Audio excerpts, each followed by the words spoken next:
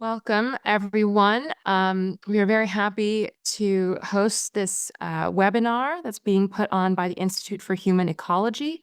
The Institute for Human Ecology at Catholic University exists to educate university students to give to the Republic her best citizens, sponsor multidisciplinary academic research on the intersection of human flourishing and Catholic social doctrine, and to organize events encouraging conversation between the academy and the public square.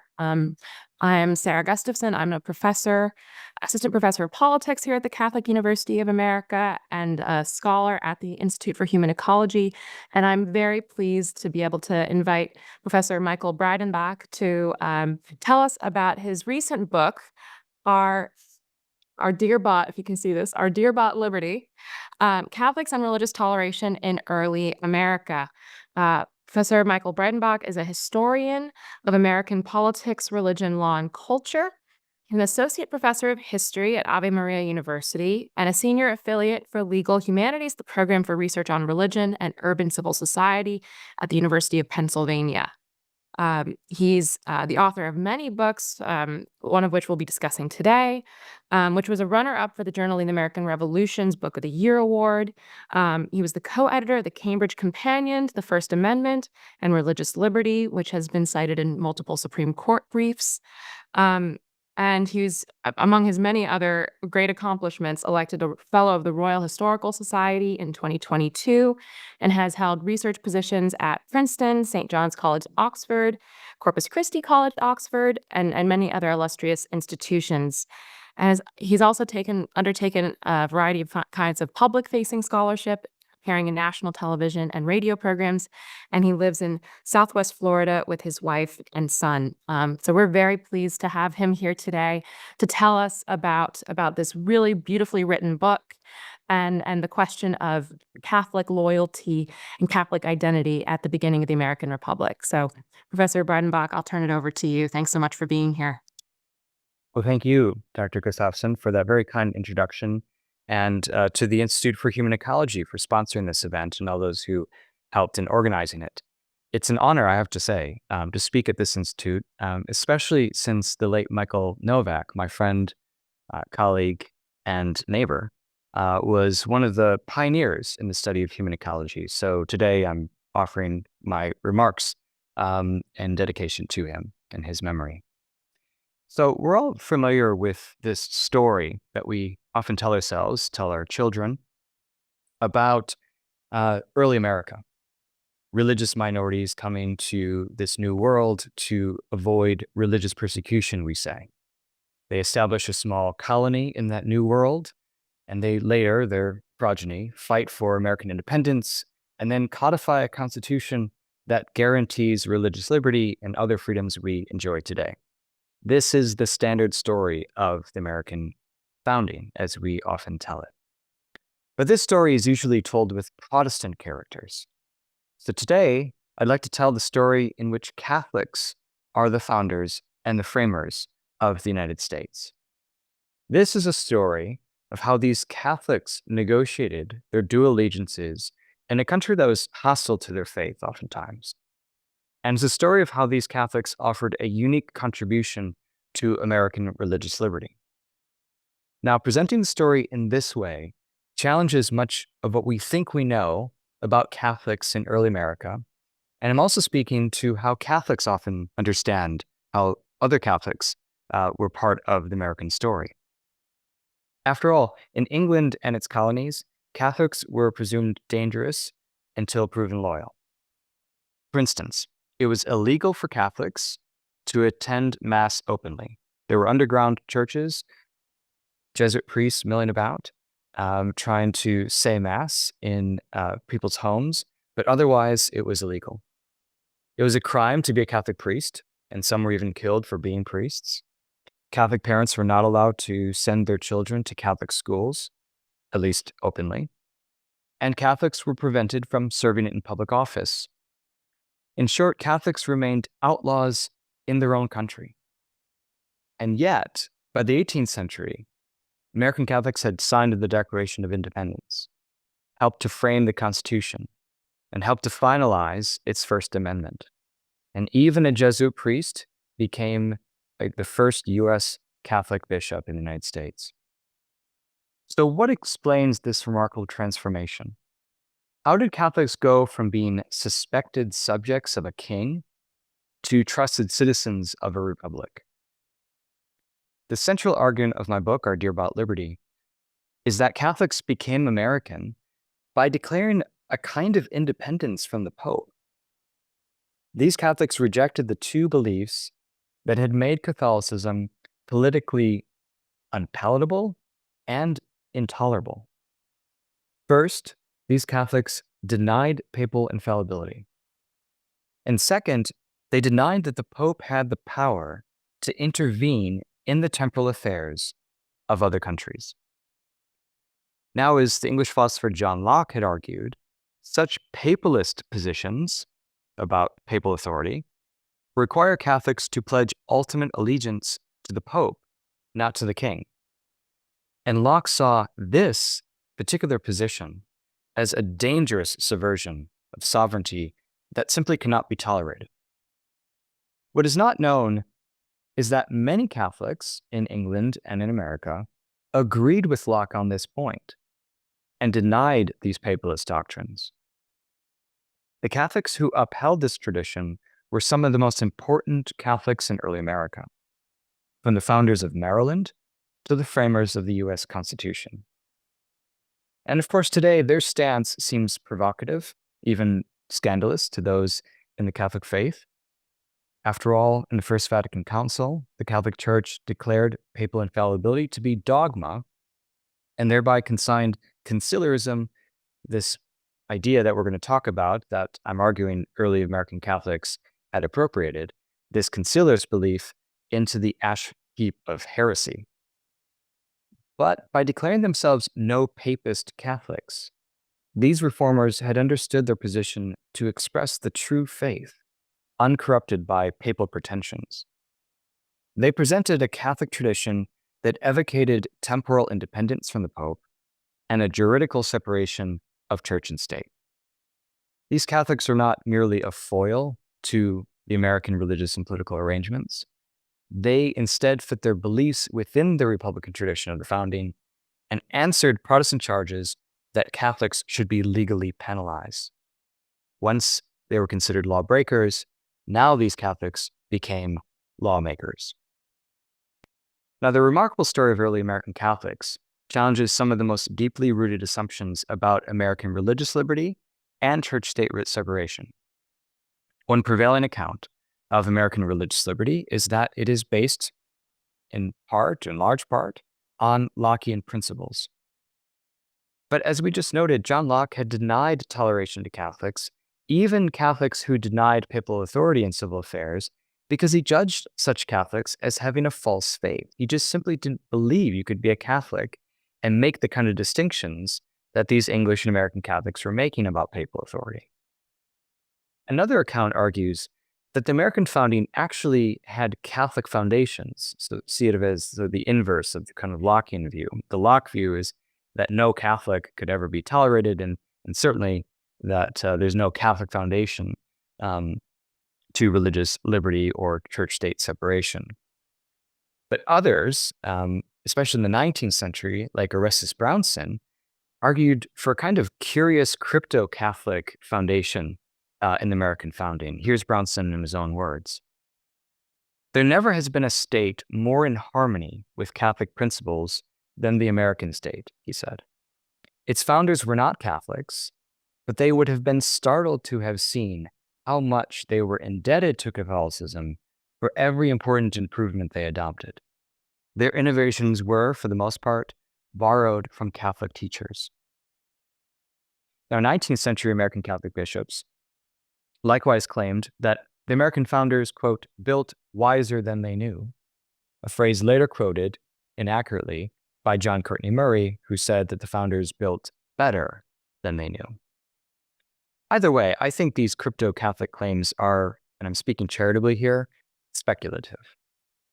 Contrary to Bronson's claims, there were Catholics at the founding. So if we want to know the Catholic influence on the founders' views on religious liberty and church-state relations, and how they contributed to the American founding generally, especially on these religious questions, we should begin by focusing on how those Catholics did so and how they shaped religious liberty provisions at the founding. And when we do that, we see that the reason why Catholics could be considered good Americans, how they could juridically separate church and state, how they could be for religious liberty, and how could they be tolerated, and not just tolerated, but also given full civil and religious liberties in the founding. They did all that because of a belief in conciliarist principles. So I've used this big ism, so let me just explain what I mean by this before I introduce you to some of these Catholics. Now, according to the conciliarist tradition, the Pope is not infallible, and he does not have the authority to intervene in the temporal affairs of other countries. The core idea here, this is from the medieval sort of history of church and state tensions and the various disputes within the church about how a pope is elected and who the pope is and who gets to decide such things.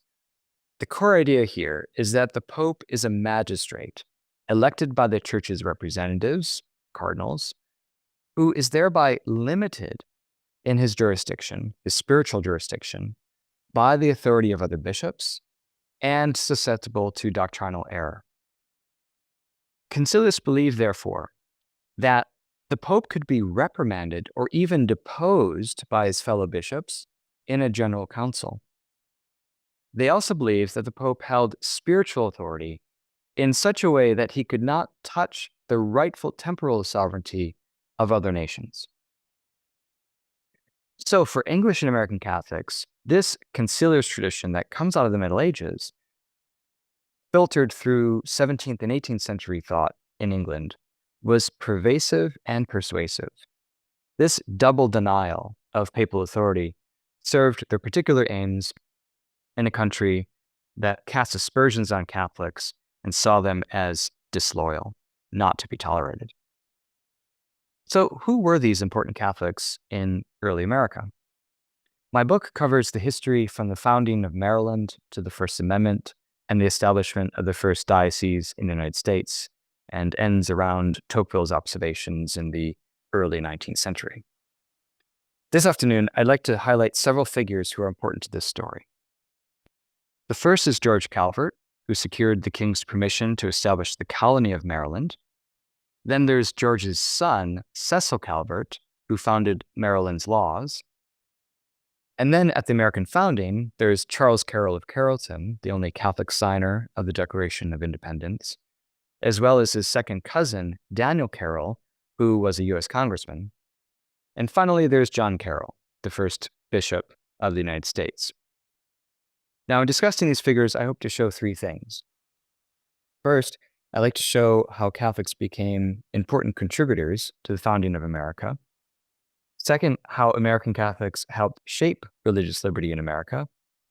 And finally, how their story forms American Catholic identity today. So first, let's turn to the figure of George Calvert, also known as the First Lord Baltimore. Now, George Calvert had been raised Catholic, but then was very early on in his life first forced to conform to the Church of England. Now, his outward conformity to the state church allowed him to serve in public office, ascending all the way to the heights of public service to become the king's principal advisor to King James I. But just at the height of his political career, he decided to revert back to his childhood faith of Catholicism. So the question is something like what we often hear in stories of Thomas More, for instance: could a Catholic remain the king's good servant? Now, at this time, the central test of loyalty for Catholics was to swear the 1606 Oath of Allegiance. The king believed that to ensure loyalty to him, his subjects needed to deny several things about papal power, in addition to pledging allegiance to the king, also deny these things about papal authority. So they had to deny that the Pope could depose the king, that the Pope could authorize subjects to harm the king, and that the Pope could absolve oaths made to the king. Now, in response to this controversy in 1606, on the heels of the Guy Fawkes plot to blow up the Parliament and kill the king, this 1606 oath created controversy not just in England, but across Europe. And in response, Pope Paul V admonished any Catholic that if a Catholic swore such an oath, he was endangering his salvation. So English Catholics faced two pretty bad options: political treason or ecclesiastical censure. In the end, Calvert refused to swear the oath, presumably because he didn't want to face censure in a church that he had just rejoined. But curiously, the king did not punish him for not swearing the oath. In fact, he had shown his loyalty for many decades already to the king, quite personally as his principal advisor. So as a kind of consolation prize, the king allowed Calvert to gain two colonies in the New World. The first colony was called Avalon in modern-day Newfoundland, and the second, more famous colony was Maryland. Now, in Avalon, George Calvert allowed Catholics and Protestants to worship freely.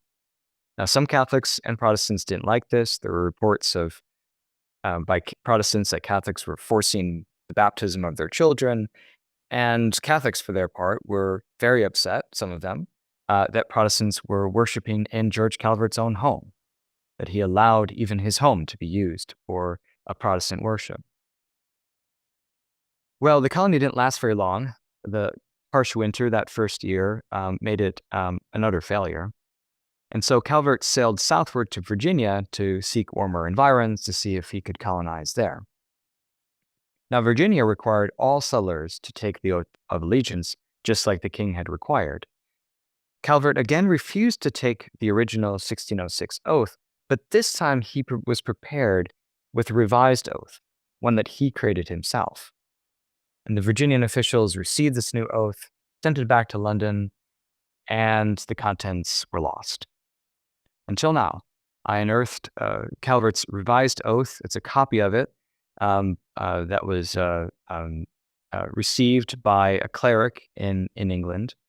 And one of the things that's really interesting about this revised oath is the way in which George Calvert is trying to very delicately, who's trained as a lawyer, very delicately revise it in such a way that would hopefully appease both parties here, Rome and London. It's quite a feat. Now, recall that the original oath of allegiance required the swearing of two clauses, right? In particular, that's controversial. The first one was that the Pope does not have the authority to depose the king. And then the second clause is that it is a heretical and damnable doctrine that princes, which are excommunicated by the Pope, may be deposed or murdered by their subjects. Now, there are two important changes to note with regard to Calvert's revised oath of allegiance. The first is that Calvert removed any mention of the Pope's deposition power. It just completely erases that clause. Now, it's my interpretation that this removal does not imply that Calvert believed that the doctrine of papal deposition power was true. Instead, there are other writings of his that suggest that he doesn't believe that any bishop, including the Bishop of Rome, has any jurisdiction in temporal matters, including the deposition of a king. Instead, I interpret the removal of the clause as meaning to leave the matter in a kind of legal limbo, right? Since it's so controversial, just let's not talk about it. Now, the second change in Calvert's oath is also very interesting. Calvert removed the word heretical from the clause concerning the deposition or murder of kings by their subjects. Now, the elimination of the word heretical was significant because to swear this doctrine heretical was to imply that the Pope taught heresy. Now, clearly, Calvert did not believe in the doctrine. After all, his oath renounces it. But he also did not want to be in the awkward position of calling the Pope a heretic. So here again, we see Calvert being very sensitive to the concerns of the Holy See, but nonetheless siding with the spirit of the king's oath. Now, since the Virginian officials had no authority to accept this new oath, Calvert sailed back to London and obtained permission for a new colony named Maryland in honor of the Catholic wife of Charles I, whose name was Henrietta Maria. Now, Calvert was to begin to his this colonization journey, but then died 5 weeks before the final seal was set on the royal charter for Maryland. But Calvert, his legacy here, is to show how English Catholics could be loyal subjects of the king, and to try to create a colony where Protestants and Catholics could live under a regime of de facto religious toleration. Now, this legacy continued with the settlement of Maryland under George Calvert's son, Cecil Calvert. Now, under Cecil's leadership, hundreds of English passengers boarded the Ark and the Dove ships to sail to Maryland. And as the ships left, Cecil instructed that Catholics should exercise their religion, and I'm quoting, as privately as may be, and treat the Protestants with as much mildness and favor as justice will permit. And yet, despite this kind of de facto religious toleration that Cecil wanted to instantiate, the one main obstacle remained the oath of allegiance. Cecil Calvert instructed his officials to minister an oath of allegiance to all the settlers. But note here, he had not written the oath of allegiance, but simply mandated an oath. This is a very curious change of language, especially when you realize that the next mention of any Maryland oath was 5 years later when the Maryland Assembly passed an act for swearing allegiance. And this oath avoided all the controversies that we just talked about. It does not mention the Pope. It does not mention deposition power or excommunication or murder. It just focuses on a kind of very simple temporal allegiance to the king. But I found in a London archive that he had, in fact, drafted an oath, like his father, that retained the original clauses in 1606 that the Pope does not have the power to depose the king, and that the subjects do not have the power to murder their temporal sovereign. In short, Cecil Calvert rejects the view that the Pope has the power to intervene in the temporal affairs of England.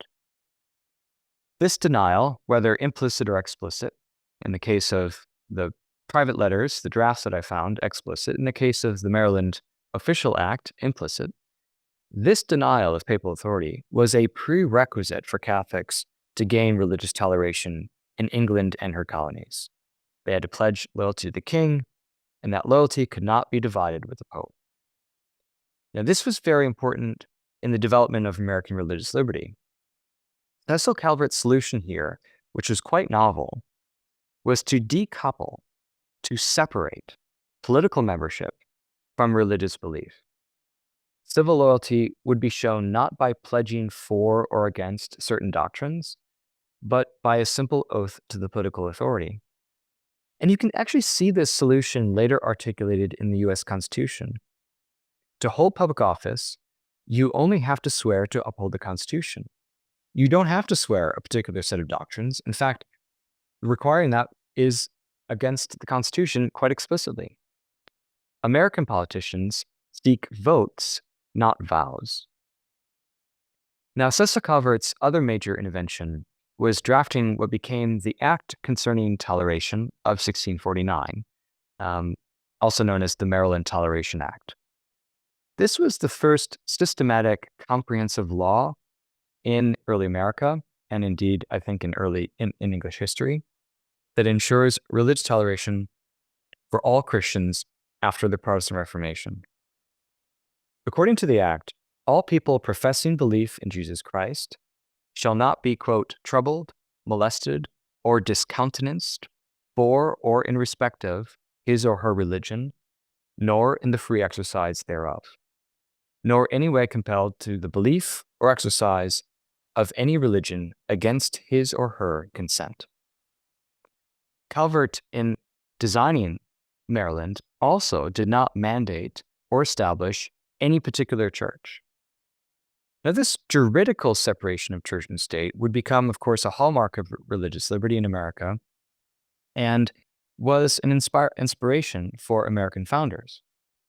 James Wilson, for instance, acknowledged the debt to Calvert in his first law lecture in 1790 addressed to President Washington, Vice President Adams, and both houses of Congress. This is Wilson's words, James Wilson, the founder. The doctrine of toleration in matters of religion has not been long known or acknowledged. For its reception and establishment, the world has been thought to owe much to the inestimable writings of the celebrated John Locke.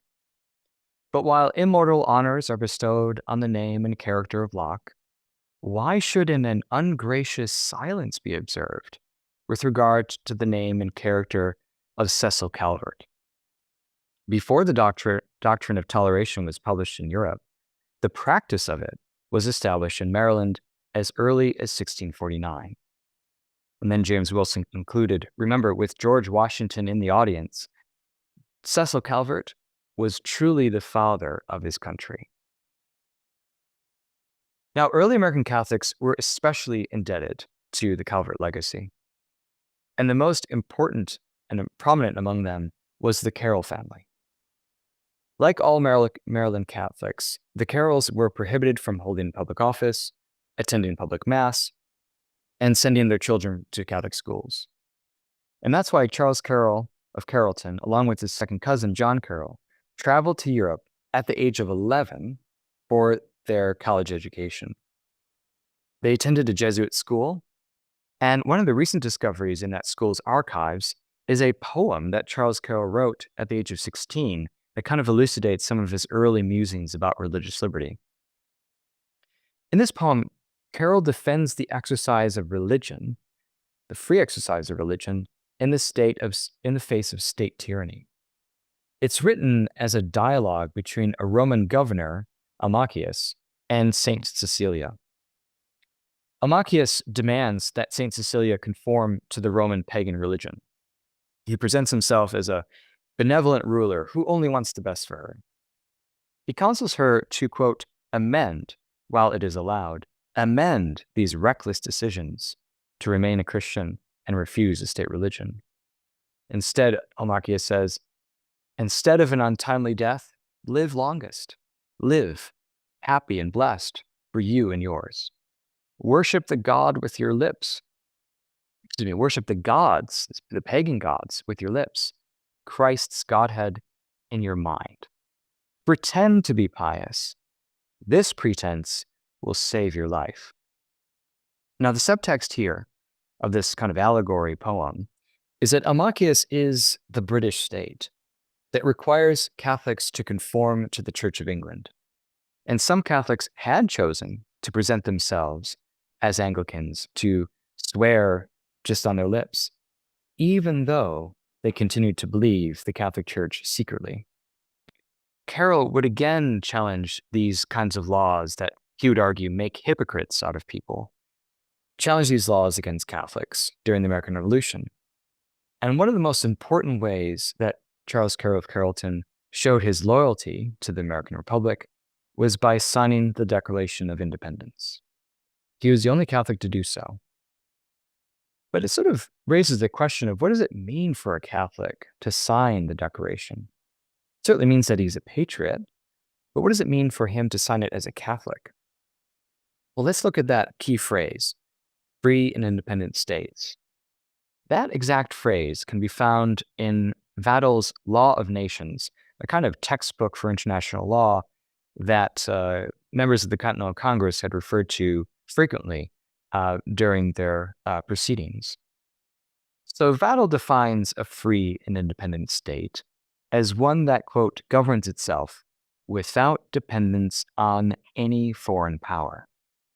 And Vattel here, in his work, Law of Nations, specifically calls out the doctrine of papalism as especially dangerous to an independent nation.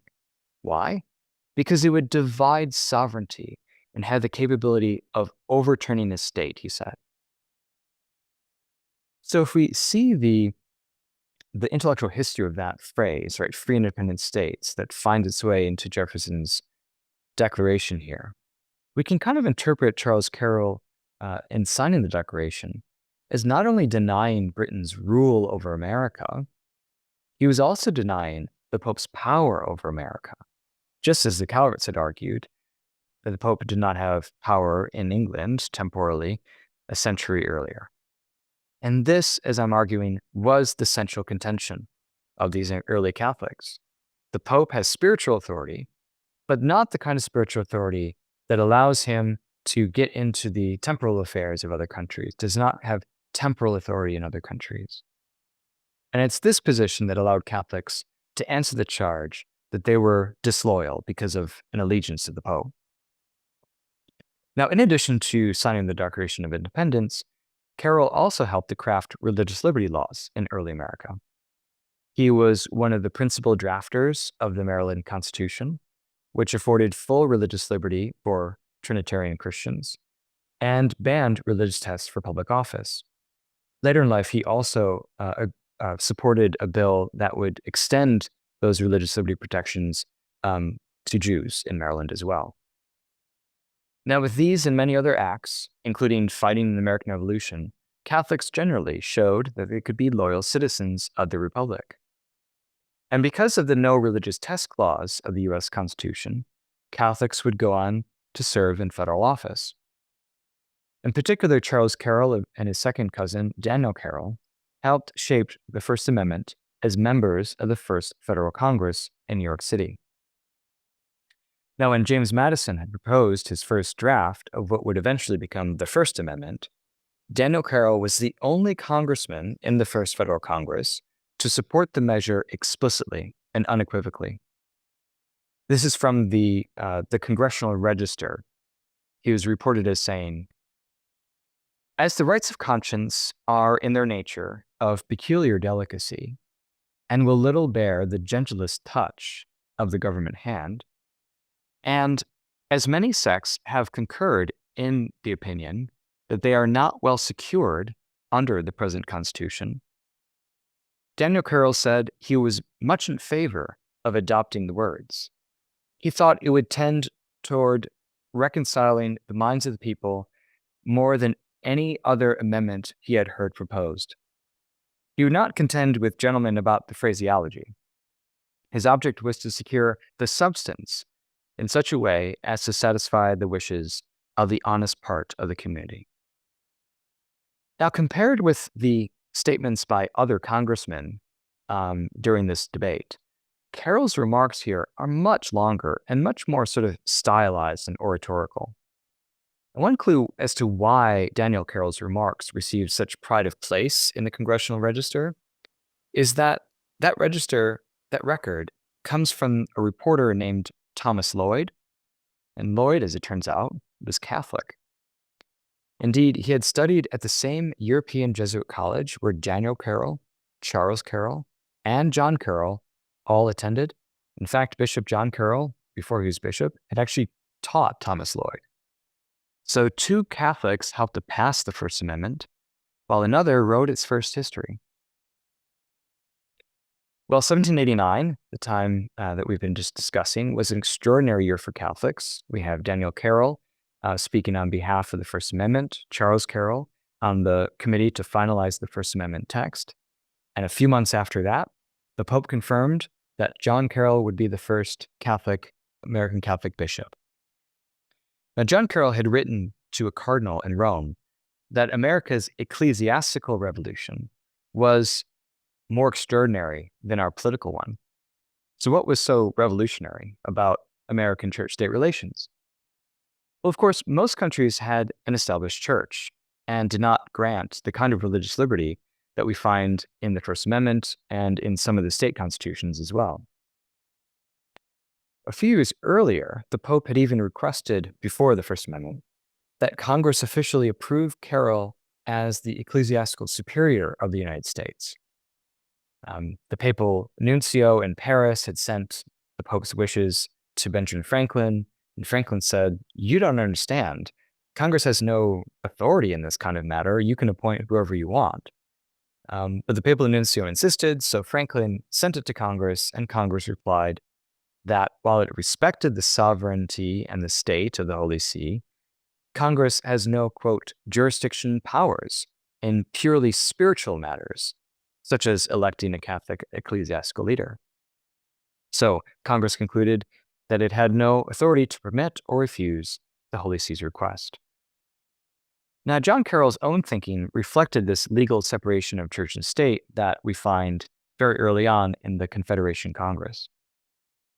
Bishop Carroll maintained that the Pope's power or prerogative should not clash, quote, in the least degree with our duty we owe to our country or its laws. John Carroll assured his fellow American Catholics that there was no incompatibility in being a citizen of America, to which we owe allegiance, and with obeying the Vicar of Christ, to whom he says, we owe obedience in things purely spiritual. John Carroll also penned 2 pamphlets arguing that nothing in Catholic teaching prevented Catholics from dutifully serving in public office. In other words, whatever dogma lives loudly within Catholics, Carroll argued that it does not prevent them from serving their country honorably. Now, ever since the Calverts and the Carrolls, American Catholics have maintained, in similar vein, that their religion does not pose a problem for their duties as American citizens.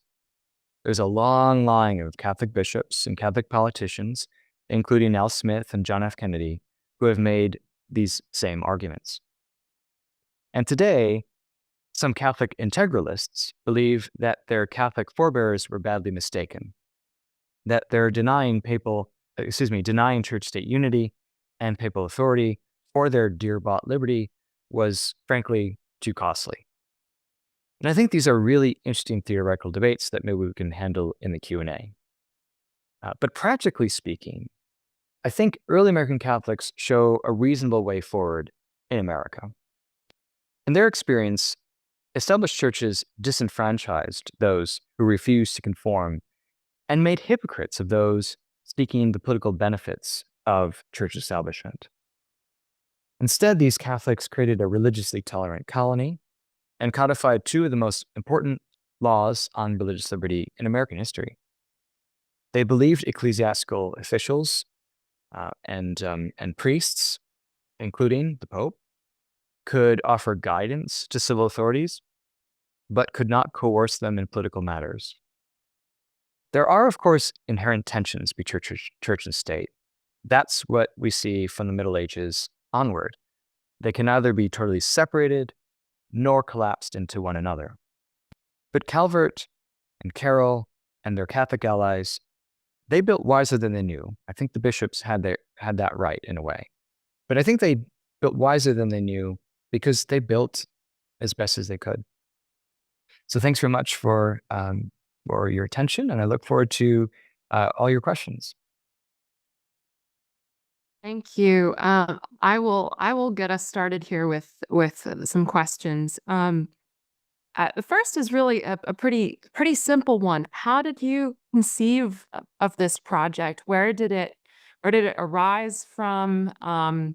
What kinds of archive? I mean, the book is so nicely written and so detailed, and you had gestured to this in your remarks, the kinds of archives that you had to go into. So, if you could just give us a window into your process into researching, conceiving of, and then writing this book to recapture the English Catholic side of American religious liberty. Yeah, so I think I've always been interested in the question of patriotism, basically since I was in college. This question of loyalty and love of one's country has really animated a lot of my thinking and scholarship. And when I was in college, I went on a research trip to China to figure out this really interesting cultural artifact, an American flag made in China. You can imagine the kind of controversy that piece of fabric made in China, which is this, imbued with such important luminous qualities and patriotic fervor and feeling, has. It animates almost ritualistically laws. It seems like every year there's a law that tries to ban foreign imports of the American flag. In this age of, we're now staring in the face of another presidency that's going to really take on, right, sort of imports, and China in particular. the American flag had a particular kind of resonance in this question. So I was always interested in these kind of hard cases of patriotism, let's put it that way, right? When you really press the point, everyone can say they love their country and have certain duties to it. But when it really comes to these kind of conflicts, right, of economic globalization and patriotism in the case of the American flag, or in the case of, Catholics in a Protestant country, that's where things get really interesting, it seems to me. That's when people, when they're pressed, they really have to make arguments for their patriotism, their loyalty, their love. And that's where I see, the Catholic story having a really interesting inflection. In some ways, I write the book for myself. I'm an American. I'm Catholic. These debates really haven't gone away in certain ways. We have a second Catholic president who has taken a lot of flack for, his inconsistencies on certain Catholic social teachings that the bishops have been very clear about. What do you do in that case, right? And we have a very prominent figure. So these questions continue to animate our public discourse. Now, I studied American history in Britain, and I think that's not ironic. I think that's exactly what one should do, especially in early America, right? Because we're talking about British history in a way. And if the Patriots hadn't won the Revolutionary War, it still would be very much British history only. And so it's important to view it with some distance and indeed some irony. If irony is sort of distance from a subject, I mean, that's sort of where I wanted to focus my attention. So, it's somewhere in the middle of the Atlantic Ocean, really. And what I found is that, these early American Catholics were very much drawing on discourses from the 17th and 18th century, English and French and Scottish Catholic canon, but also sort of contemporary controversial pamphlets and literature. And it was a very much a live question in England at the time of Maryland, whether a Catholic could be a good English subject. So creating a so-called Catholic colony is the perfect laboratory to discuss these issues, it seems to me. Yeah, so one thing that occurred to me as I was reading the book, and again during your remarks, was the degree to which the waves of immigration in the 19th century, particularly after the revolutions of 1848, the unification of Italy, really shifted the history of American Catholicism in the direction of Italian immigrants, Irish immigrants, German immigrants, right? And that maybe as a result of that, we've lost an appreciation for these English Catholic roots of our tradition. I think there might be unfairly a kind of gap from the American Catholic perspective that in we can see the Reformation, and then it's John Henry Newman or something like Yes. this, right? Yes, A sort of yes. failure to appreciate everything that's happening in the middle that's actually helping to construct our own polity. Just a follow-up on sort of your answer to that last question. Ought we, I imagine the answer will be yes, but I want to invite you to comment on it further. It's very common, I think, in how we teach American history to look at Rhode Island and Roger Williams, to look at Pennsylvania and Virginia maybe as these states that are exploring the limits of intellectual freedom, religious liberty, et cetera, et cetera. But Maryland is generally painted as the Catholic colony, as the Catholic state, as opposed to this, as you said, laboratory, right? Place where Anglicans and Catholics are figuring out how to coexist, how to live next to each other, and also Yes. to make laws in a republican fashion. So how would you encourage teachers, whether it's the middle school, high school, college level, to go about, in light of your research, thinking through and teaching the history of religious liberty? That's a great question. And I think you're exactly right that the way that this is often framed is one of a Protestant story, and then deists come in towards the founding era, and you can hear some kind of contemporary secular resonances there. And that's pretty much the standard story, right? And I'm not suggesting that Catholics were a major population. There were about 1%, maybe less than 1% of the population at the time of the founding. That's according to John Carroll himself. And so they're not a significant voting bloc by any stretch of the imagination. They're usually in Maryland and Pennsylvania and a few other colonies, later states. Nevertheless, by just focusing on Rhode Island and Pennsylvania and a few others, and then of course their seemingly antithetical colonies of Massachusetts and so on, and other establishments like in Connecticut, you're missing this really important middle ground, right? This middle colony that staked a middle ground on the topic, right?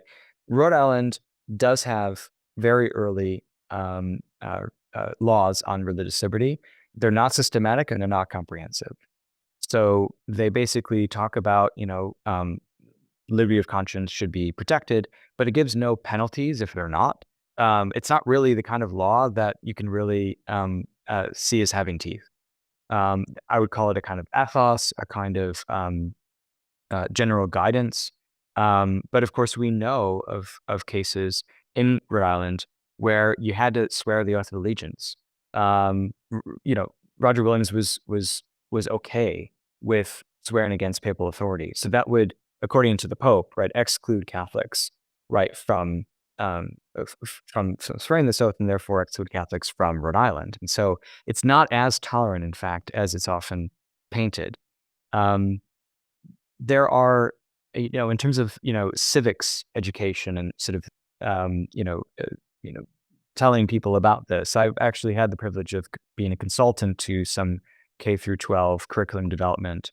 And my suggestion to these teachers and curriculum leads is that they include the Maryland Toleration Act. Include it as one of the sources that students should read an excerpt of, right? Especially the one that I quoted for today, which is, a remarkably sort of literal rendering that we find in the First Amendment. I'm not suggesting that the framers of the First Amendment had in mind the Maryland Toleration Act, but this idea of the free exercise of religion is the same, right? Now, maybe it meant different things to the Maryland Assembly than it did to the First Federal Congress, but at least that would be a point of discussion for the students, right? But one question that they could easily ask themselves and have a really interesting discussion about is, how could a Catholic be part of a Protestant empire, right? What kind of loyalty was required? And why was this Toleration Act even promulgated? And my answer is effectively it's because Lord Baltimore feels like his power is crumbling and under the weight of Protestant agitators, right? He needs to give a concession to Protestants to make sure that they don't see him as someone who's a papalist who is just going to be a despot. And so that kind of conversation would lead to a really important conclusion, at least for me, which is that a lot of time religious liberty provisions are pragmatic, right? They're based in ideals, but when they actually are put in on parchment, they are meant to create civil peace, right? And a reconciliation and compromise. And isn't that a good discussion to have today in our civil discourse, right? So that's how I would kind of frame a kind of civics education on this question. And just let me just say a little bit about this 19th century framing, because I think that's really important. We often think of the Catholic story beginning in the 19th century with waves of German and Irish and Italian and Polish and Hispanic immigrants. But this long tradition that I've been talking about for 2 centuries, this tradition shows that there actually is a continuity, that these Irish and German and Italian ecclesiastics, especially the Irish ones, take up conciliarist discourses, take up anti-papalist discourse. So think of Bishop John England and Bishop Ireland, and these sort of Americanist, accommodationist bishops and hierarchs take up the almost the same discourse that the Carrolls and Calverts had used. So this conciliarist tradition continues. It's not like, conciliarism and then just disappears. There's a very long half-life here, up into and including the First Vatican Council, when one of two bishops who voted against papal infallibility was an American bishop. So there's a long continuity here that we'd well to consider and understand, especially when we get to John F. Kennedy, right? Otherwise, the so-called ultramontane flare-up in the 19th century makes no sense, right? If you don't see the continuity of anti-papalist discourses. Yeah, that makes a lot of sense. There's another moment I had while reading the book.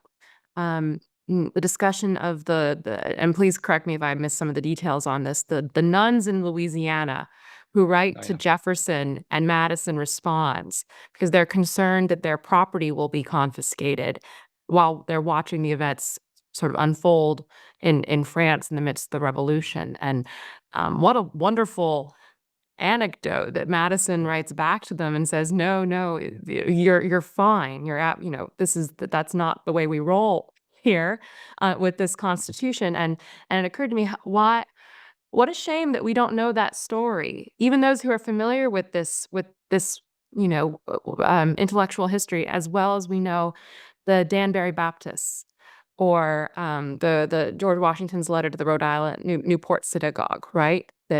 That's another Yes. wonderful example of not just respect for private property, but respect for freedom of association and specifically freedom of religion. I will take a question here that was sent to me from the audience. So, one of our audience members asks, "How should American Catholics, in light of your presentation, think about other church-state separations?" Mentions France, for instance, but I might add China, since you mentioned China earlier, in an early answer to a question. Yeah, so I think the American church-state arrangement, which is a juridical separation of church and state, is unique in the history of at least the West up until that point, and has become a kind of standard now for many countries to abide by. But there are certain exceptions to that, given the history of certain countries like France, and what we have, is a comparison, like a very different kind of revolution, right? The American Revolution was not anti-religious. Most of the founders were, if not religious, practicing. They were at least respectful of Christianity and even other religions. And so in France, it was very much anti-clerical in the second and third wave of the French Revolution. There were some important Republican bishops, like Henri Courroy, for instance, who presented again, sort of a correspondent with John Carroll, presented himself as sort of a kind of first wave French revolutionary who was also Catholic. But a lot of those priests, non-jurors, right, came to America because they couldn't abide the revolutionary fervor and the persecution of priests and religious. So a very different revolution that I think has, this is just one cause, I think, of the way in which the laïcité, the kind of strict separation, the kind of removal of, and there are certain exceptions to this, the removal of public signs of Christianity, or, the hijab in case of Muslim women, of crucifixes and so on, from public Republican sort of institutions and schools and so on. That I think goes too far, if I'm just speaking personally. And the American tradition, it's very hard to find this balance, but is very emphatic that people cannot just check their religious identity, exercise beliefs at the door to public life, and so it should be embraced. But the one thing that the American constitutional code, this is not a bug, it's actually the code of the Constitution, is that loyalty comes before liberty. So this is the case in even a Hobbesian state, right? Like you deliberate, you liberate yourself, right, from a lot of things that you would have had license to do before you sort of, as it were, enter into the state, if you will. And it's not a Hobbesian state, but it has sort of something of a vestige of it, where you don't get the protection of your liberty in America unless you pledge your loyalty. Now, the loyalty pledge here is not to a religious set of doctrines. It's not to a person. It's to a constitution. And that's what's innovative. France went back and forth there, right? In China, it's loyalty to the party. But America, it's to a constitution and its laws. So as long as you are loyal there, you get your liberty protections, right? But in China, for instance, if you don't pledge allegiance, right, to the party, or at least at the very minimum, don't go, if as long as you don't go against your party, then you have some kind of liberty, although it's very circumscribed at the moment. And in France, likewise, you have to pledge loyalty to the Republic. And that's a much higher bar because you have to check a lot of sort of your outward profession of faith at the door in these Republican institutions. So I prefer the American system for that. I think there's less likelihood of making hypocrites out of people, of driving people underground, of having laws that reflect a kind of general consensus that may or may not be religious, but at least could be, right, based on religion. I'm thinking of obvious moral laws, find its way into civil law, like laws against murder. So that's an important innovation in America that I think we should preserve. Great, thank you. I think we maybe have time for one more question. I'm trying to figure out. I still have like 5 here that I would like to ask you, so I'm trying to decide.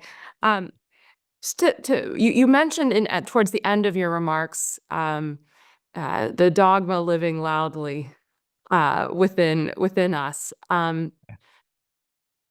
And that would seem to suggest that there's still ongoing negotiation here about the nature of loyalty to the American Constitution, but one could also say maybe to something like American civil religion, however that's understood.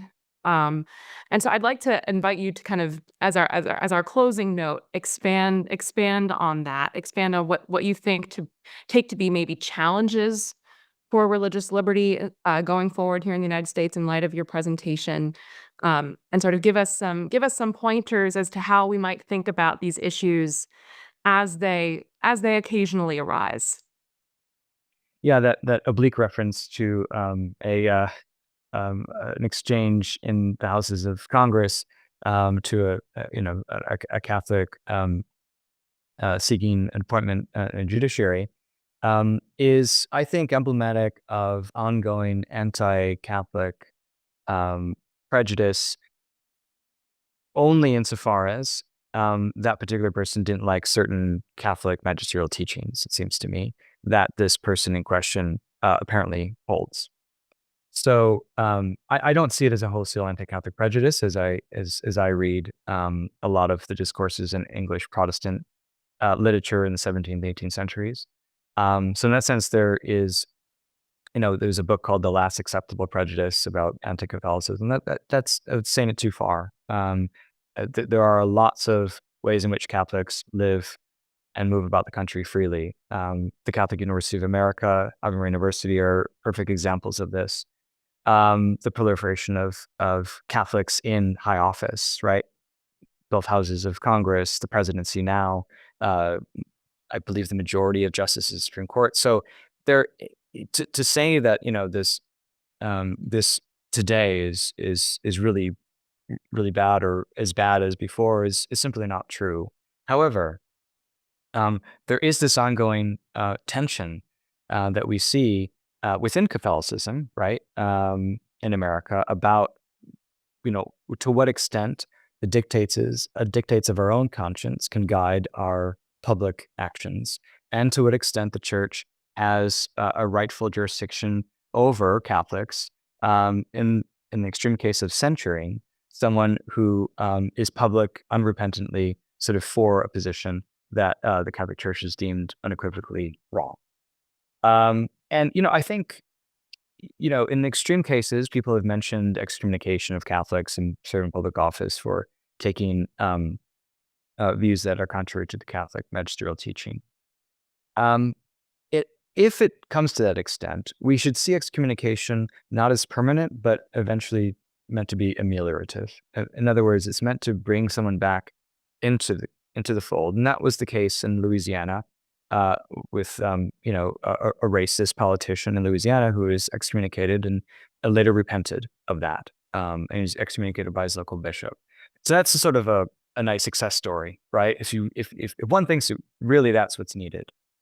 On the other hand, I think a healthy debate within Catholicism is very much in order on this question, and being very specific about what we mean by conscience, right, and forming our conscience, and what the proper role is of priests and magisterial teaching is for the formation of that conscience.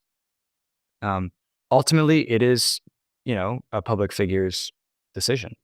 And I think anytime we get into very heavy-handed ways of priests, in this case, bishops or the Pope even, getting into the affairs of other countries, I think that's when you get anti-Catholic prejudice rising. So if you kind of want to avoid that, you'd want to do it quietly, it seems to me. You'd want to counsel that person, have a postulate of friendship and confidence with that particular person and say, this is what the Catholic Church teaches, and this is where we see you sort of missing the mark here.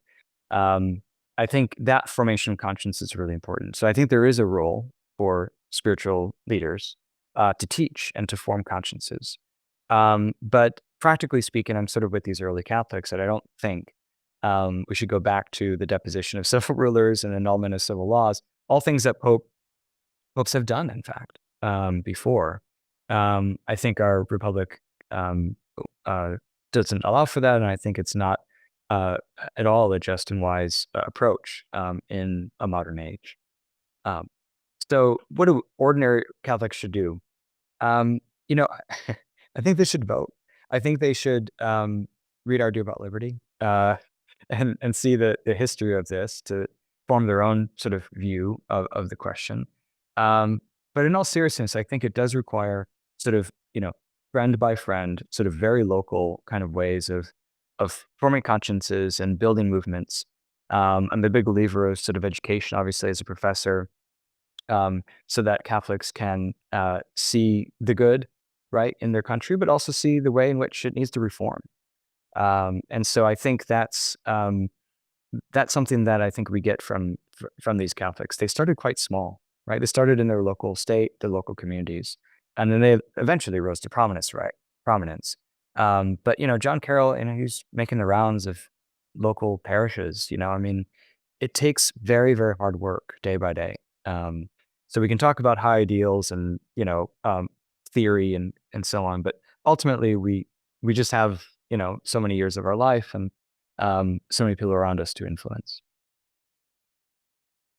Thank you so much for your time today. It's a really rich conversation. Again, I have probably 5 more questions that I could ask you. But on the behalf of the IHE, I just want to thank you thank you all. Thank you to Michael Breidenbach for giving us this rich presentation. And thank you all for joining us. Please visit the IHE's website to learn more. This event will be posted. The links are in the chat to follow the IHE on social media and to buy a copy of his book. I've read it. I promise you, he's not just plugging it. It's a beautifully written book, published by Harvard University Press, I believe. Right? So, yes. So please go take a look at his other research, at his book, and please join us for other events here at the IHE. Thank you, everybody.